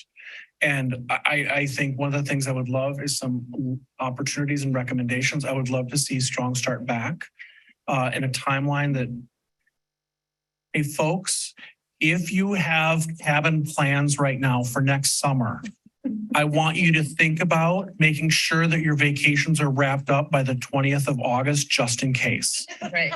Because please do not schedule anything because I will not be able to guarantee that the board will not be considering an early start to make sure our students are fully ready and successful. So you got the 12-month warning. I'm serious. This is a loss. We made a decision because of vacations. And I'm disappointed in myself and our decision on that. And so I hope that you come back with a plan that's effective, that's gonna address some of these issues as we move forward. And If you're other going to tools and ask for the summer resources. school, you should also have them give us a sense of what resources are needed, because my experience with summer school is that the staff are amazing. But if we really want summer school to have the function you're talking about, we're going to have to look at what that is really, really going to take from a resource standpoint. I agree with that, Lynn. I think that that's a huge opportunity for us because of how great our rec department is and how many classes we do have available. I know that my kids have done summer school almost every year. And once you've done it through elementary school, once you get to seventh grade, it's the same offerings. So if we could have some more rigorous math and ELA offerings during the summer, I think that's a huge opportunity for the district. One of the things I see in the data, and this is true for MSTEM in particular, like the MSTEM data was concerning. Grades are not necessarily indicative of learning. And so I don't know to what degree the grades are measuring learning. That's a question that I'm sure you're trying to navigate and analyze as well. Often, I think what I'm seeing in the data, and I would love your perspective on this, is that the growth that we're seeing in students from the first third of the year to the second third of the year is higher from the second third to the close of the year. Is that accurate? That we're sliding in our effectiveness, like our growth scores as the year goes on. We start off like we're not pacing. It's like we're sprinting at the beginning and then we're petering out at the end in our growth. Yeah, we saw higher growth from fall to winter than we saw from winter to spring. This last year. Is that normal? I don't want it to be normal. Can you not have that be normal? You got it. Like I really feel like that to me feels like it should be This is the first year that we have. This is the first year that we have the data to be able to monitor whether or not that is a normal thing for us to see. So we need a couple more years of data to find out, is this really the trajectory, and how do we interrupt that if that is the trajectory? This year might have been an anomaly and we just don't have a comparable. I don't know if this is another question I have about like the similar to the middle school point of middle schools nationwide, and I want to be an anomaly there. I don't want us to be I want to be an anomaly here too, or just normal of. Not an anomaly. Yeah, I that one was, I was like, we seem to hit a wall or something. I think from a star lens, obviously we've done it for 2 years now. The first year wasn't consistent across all schools of when they took it. And if they took it in the spring, so we have some schools that took it 3 times last year or 2 years ago now. And we have some schools who only took it twice. So there's not data to compare to the first year we did it. This is the first year we consistently had 3 windows that all students took it within these 3 windows. And we've maintained those assessment calendar, or we've created an assessment calendar for next year to maintain those windows so we can see more so at this point in the year, how does it compare to where we were last year? So we can start to uncover kind of what the trend might be and where we need to adjust instruction or look at curriculum that might not be addressing because we look at it from fall to winter and then it's from fall to spring, their growth. Yeah. So looking at it holistically as a whole year is what you're looking at for the end of their year this year is from fall to spring, how much growth did our kids make? But we also see a lot in the front from fall to winter, looking at how much growth they make there too. So we're still kind of uncovering some of the trends we see in STAR data, but also looking at how we can look at our students' spring scores, even coming into fall, to see what that summer might look like for them and how much learning we might need to reteach or what kind of things are happening between summer or spring and fall again. So I think we'll have more as we have more. We can look at other school districts, but obviously that's not us as well, TOSA. So how do we look at our particular data in a consistent manner where we can say, yep, this is what we're doing and what we're seeing as trends, so we can address what's the input that's happening in order to get the output we're seeing. The other data request I have is for the AP exams. I appreciate our data. I would love districts or aspirational school districts. Where are they in terms of the percentage of students who are broken down by demographic group of, let's take AP Human Geography, because that's one that is part of our core curriculum. That one may be an outlier, but if we look at physics, what's the percentage of students taking AP Physics? How many of them are participating and how many are passing? That to me, I would love to have some target levels for where we are. I don't know if we're outperforming high achieving school districts. I want us to be constantly getting better than we are. That's one of the things Nicole and I just started uncovering. So we've been looking at, and we actually just talked with our high school principals this past week, uncovering how many kids are taking AP classes, how many are sitting for the test, and how many are getting a 3 above in the test, and then breaking that down by demographic groups. So we can uncover either A, why are students not taking the AP exam in the first place, or are they not even taking the class? And then are they successful on the exam? So how are we doing instructional wise? So that's something we're going to continue to study this year and uncover. And we can look into certainly other school districts and what we can uncover as far as aspirational or school districts that are doing really well in that area. I just want to point out that one of the data points that you asked for, Dr. Jesselfinger, is the percentage of students taking the class and then sitting for the exam. We won't be able to get that specific data from any other school district. So we can only get the information of what the percentage of students that or of the students that take the exam, what has been the scores. We won't be able to have the information of, let's say 100 students took this class at high school A and only 80 students sat for the exam. That is a data point that we will not be able to, that we won't be able to gather that particular piece. But could we go to those 20 students or the teacher who teaches those class of those 20 students to say, why did those 20 students not sit for the exam? Oh, internally, we could do that all day long. I'm just saying for looking at other school Yeah. districts, we won't be able to get that data point. But as Lindsay said, we met with, I think he's still here, Dr. Plank and Mr. Gala last week, to start having those conversations as we were looking at some disproportionality data. And that was a big red flag that we want to put some intentionality behind this next year. And Dr. Plank, thank you for being here. Welcome to Wauwatosa School District. Thanks for having me. Enjoying your time. Can I ask about grading? Is there, yeah. Yeah, can we shift to grading a little bit? Help me understand what is the shift in grading? How do we anticipate that's going to impact achievement? And it's just high school teacher, right? So we're switching to 90% summative and 10% formative. Can you first tell me, like, what was it before? Yeah, so before, that's what it was. It's the same. It's the same. High schoolers. It's the same. I'll let Ms. Foch jump in here, but what we've removed is an additional calculation point. Yes, so these are this is for high school credited courses only. So there might be some middle school students accessing a high school math course, for example. So I want to be clear, this is high school credited courses only. The 90-10 summative and formative average has existed in our system. What had happened prior to now is that the benchmarks that were reported in Infinite Campus, so when teachers were entering an assessment score, it was falling in a category of a benchmark, so a bucket. Those individual buckets were averaged together. Then those averages were averaged together to make that 90% or 10%. What we've done is remove the average before the average. So it's the whole of summative and the whole of formative. Because if not all benchmarks have the same amount of assessments, then they were inadvertently weighted.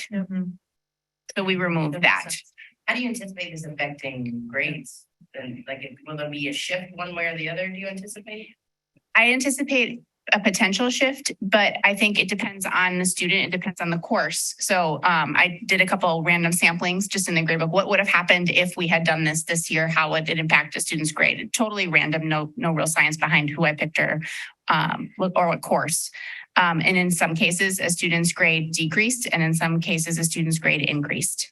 So I think to average an average is a little bit unfair. You're looking for more fidelity of the grade Correct. to what the work that's being done. And I want to give credit to the team who came together this summer. This was a decision made by our high school teacher committee. No agenda. They looked at different options. They walked through a process to determine the best solution at this point in time. We're not necessarily at the place we'd like to be in the future for grading, but this was a step in the right direction for where we are in our system now. We have a lot of work to do around assessment in general. And until we hone that work, we need to make a small change. So this is truly going to be incremental change over a period of time. So just to clarify, the number of formative assessments or summative isn't changing. You're still doing the same scaffolding of, because I guess that, but just to make clear for everyone, this is not like you're now putting more on summative. That has been the case. And there's a lot of formative work that happens. It just doesn't impact the grade as much because it impacts it by creating the scaffold to get to the summative assignment. So that the learning scaffold to get to that summative assignment. Just because of time, can we shift to one thing I want to talk about, human growth and development? I wanted to talk about your reaction to the opt-out numbers and if we had data to compare it to previous years. We did not keep centralized data around what the opt-out numbers were in the past. It fell pretty much exactly where I thought it was going to fall. Okay. And you received teacher input to make a few adjustments. Yes. I saw them there too. Great.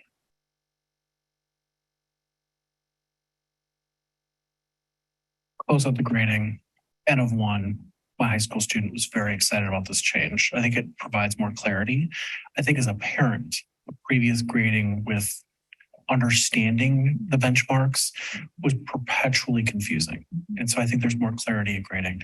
I hope one of my hopes is that our grades reflect the learning which provide feedback. I'm also very curious with grading of the reassessments and kind of where that goes.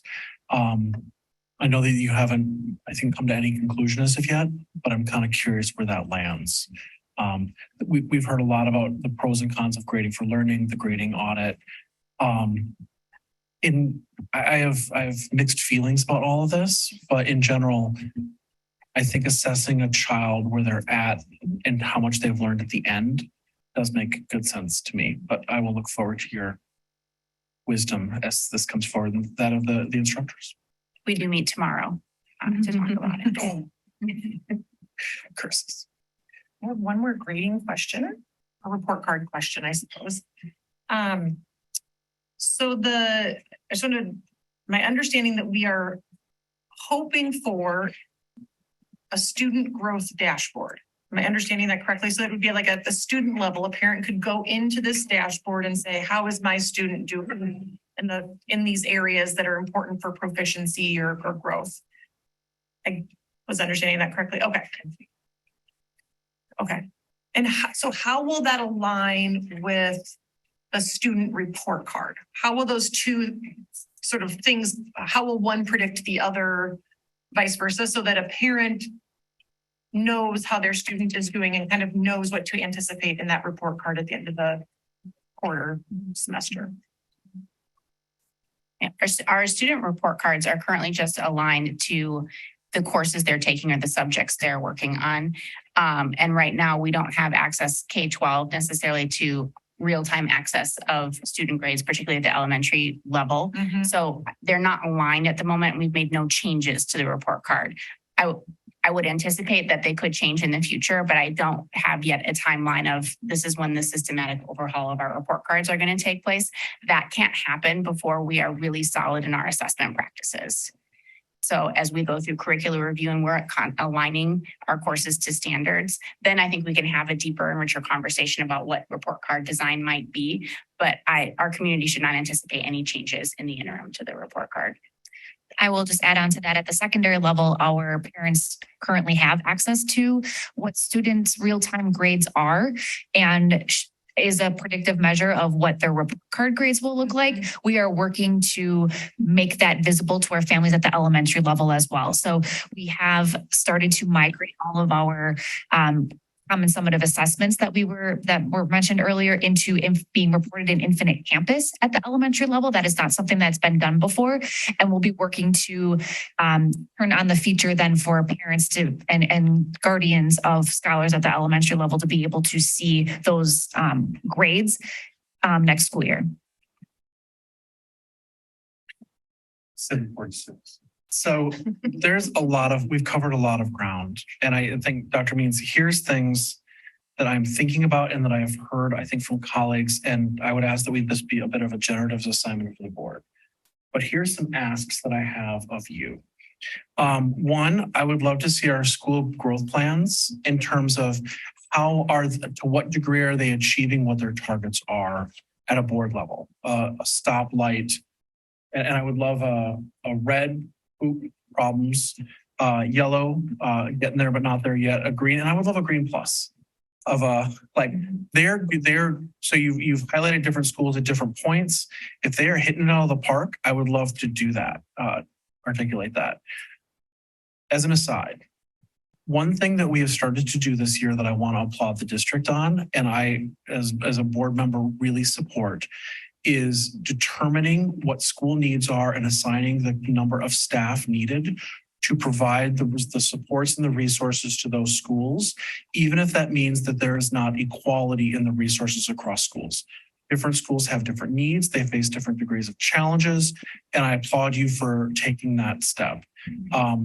With that, I would expect those schools to also close those gaps in outcomes. I would love to see. So I want to be clear. So this is the clarity.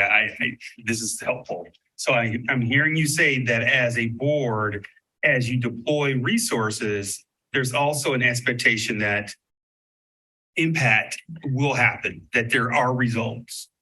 Is that what I heard? I, as board president, am certainly saying that. Okay. And I am seeing my colleagues shake heads up and down. So is that culture then, Mhm. right? That's clearly culture. Outcomes, Yeah. right? Yeah. Okay, Outcomes. that's just so we're.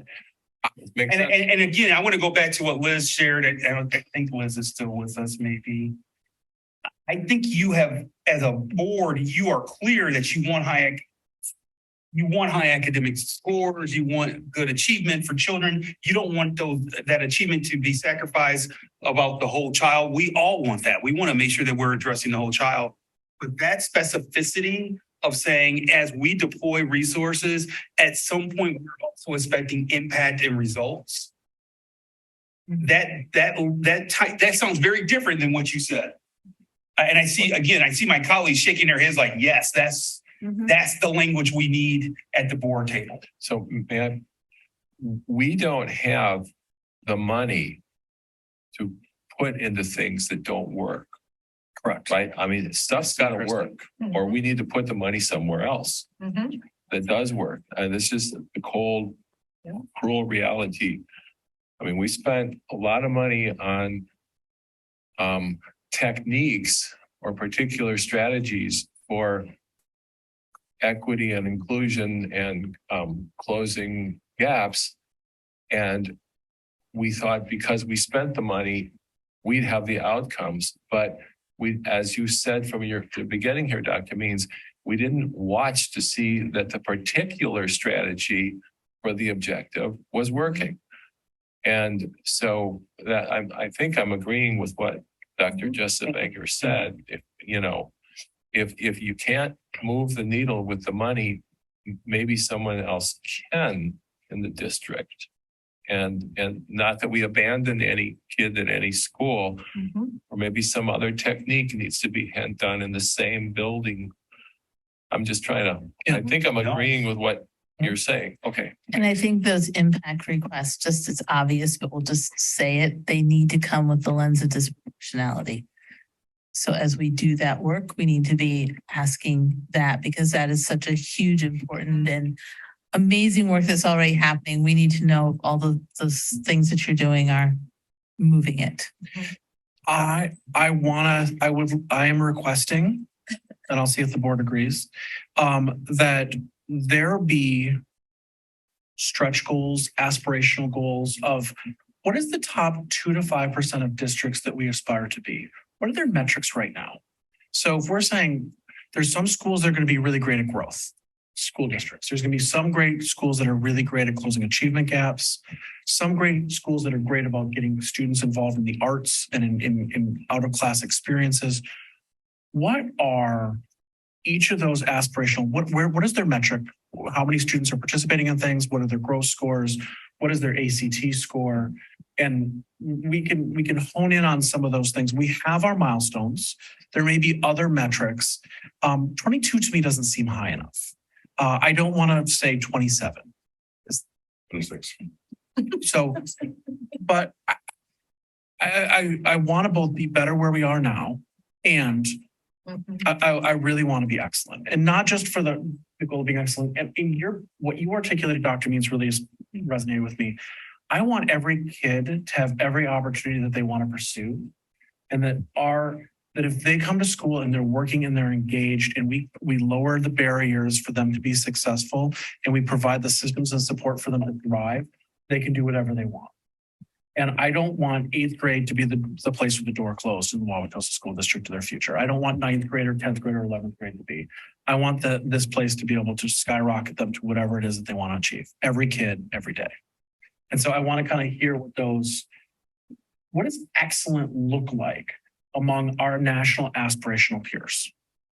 The piece on careers, I think, really meaningful to me.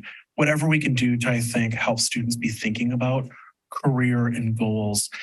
I want every female student to think I can do science and math. I want every student of color to believe that they can go to college, that they can be a college president, that they can be president of the United States. I want them thinking about leadership, but I want us to be actively thinking about what students want to do. It doesn't have to be a 4-year college degree, but I want them to be making that choice. And so if whatever they're finding joyful and want to pursue, I want that to be open to them. I don't care if we exactly do strong start, so I want to go back to that. But I want us to set up, I'm still a little sore about that one. Lincoln, Nebraska starts next week. Just say it. Yes, yeah, it starts Monday. Yeah, Monday. And so what we need to help our students be successful, our school year needs to reflect that. So I'm asking you to be thoughtful and creative. There's something in here about scheduling. I don't care at all about what the schedule is. All I care is that our values of our district are embedded in it, that the outcomes are improved as a result of it. So whatever you do with scheduling, bring us some good data, bring us some thoughtfulness about what we need to do, and bring a plan that everyone can come along.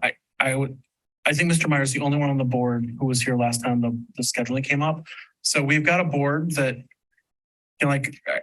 you may have to sell us on it, but I want to see a plan for middle school and for high school that kids can maximize their learning in whatever it may mean. I would love to raise the Dr. Plank. My wife was in the crowd when you were at talking at the East High School auditorium, I believe last week with the athletics. We are not talking about athletics tonight, but I would love for us to talk about the co-curricular experience and raising the bar. There was a great conversation in that room around expectations of behaviors of students in schools.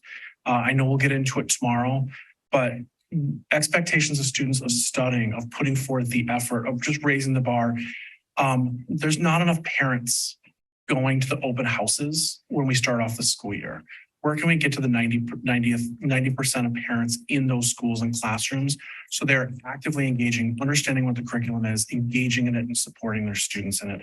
I would love to raise our bar around parents' understanding of what we're doing academically and how they can support it at home in the community. And then I am excited about all the things that you've done. And I think it's there's this interesting balance we strike of celebrating our educators and our community for the great successes they're having with our students. And I think in TOSA, we've often celebrated educators because it's been a hard decade to be an educator. I really want to find and celebrate the educators for doing their very best, pay them as well as we possibly can, celebrate them for all the successes that they're having with their students in their classroom, and center us on that. So I'm always going to struggle with the climate piece because I want our teachers to be happy. I want them to be happy because they're so darn proud of the incredible impacts that they're having on every single kid. Even if it's a little uncomfortable for all of us and we're pushing ourselves as a board, Dr. Means will keep pushing you, administrative team will keep pushing you, but all of us have to be a little bit uncomfortable because I think whether it's 8th graders or 2nd graders, we need to do our very best by kids at this moment in time, more than ever. If I can just add to that, thank you for those words. I would just also say that as items come before you, that you are reflective of, is this climate or is this culture?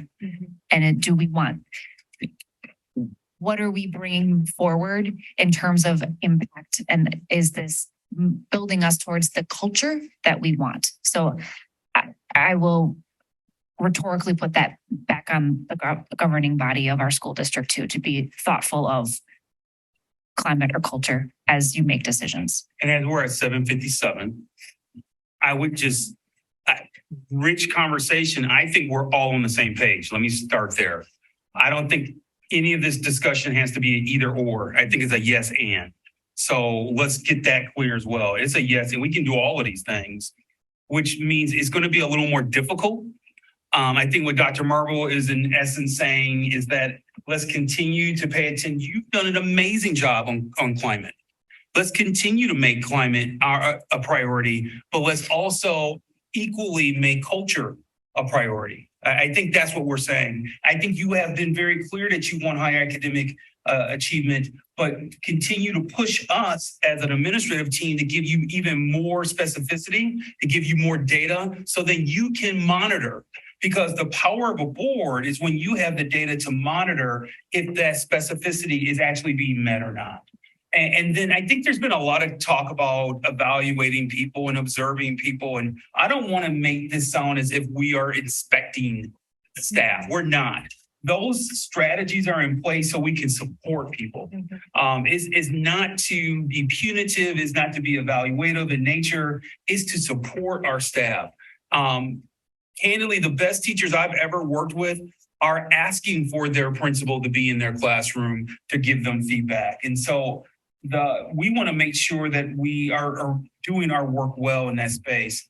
Tomorrow night's very important, because what you're going to hear from me in the beginning is that I shared this at our administrative team meeting last week. Students will be expected to behave well next year. That is my expectation. Because all of this work that we discussed tonight cannot happen unless Mr. Pinion and his team are able to do what they have to do on the social, emotional, and mental health side. So this is not an either and. I think hopefully tonight our takeaway is a yes and.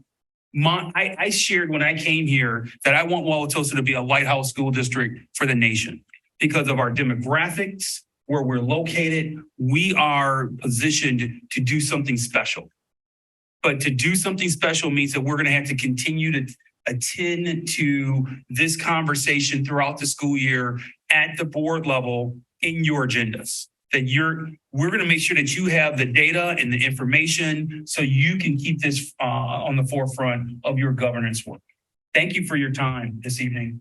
And I don't want it to go unsaid, but I want to thank your team for all of your work. And, just kind of thinking of this like culture versus climate piece, I think we've seen a big shift in Fisher of culture. And, you guys hold each other accountable. You have high expectations for your team and everyone that works at Fisher. And, I want to charge our board, to shift our culture a little bit and hold each other a little bit more accountable, because that's going to disseminate to Fisher, building administrators, all the way down to our teachers and students. So thank you for the work that you do.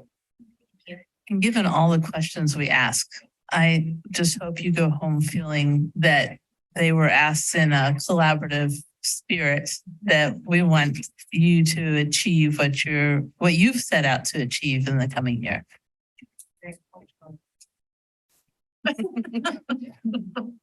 So I would like to be I don't really want to be, but tomorrow morning you all talk to Dr. Bean and say, well, you got to rein this board in. I mean, you got to do something right. I mean, but no, that's just to be silly. This is the most hopeful, humane presentation I think I've heard. And it just rings with validity and truth, and like you're a team working together. And so I just leave here tonight like, yeah, we're a board. We hired the superintendent. And he brought you all together, and I feel good. Thanks. It's a good team. Luke, you better step up next. Oh, we're ready. Whoa. It is 8:01 PM. May I have a motion to adjourn? So moved. Dr. Worley, Yes. Mr. Morris, Yes. Mr. Meyer, Yes. Dr. Jessup Banger, Yes. Dr. Hoyk, Yes. Ms. Hammerall Rowland, Yes. Ms. Willis. Yes. Thank you all. Have a great night.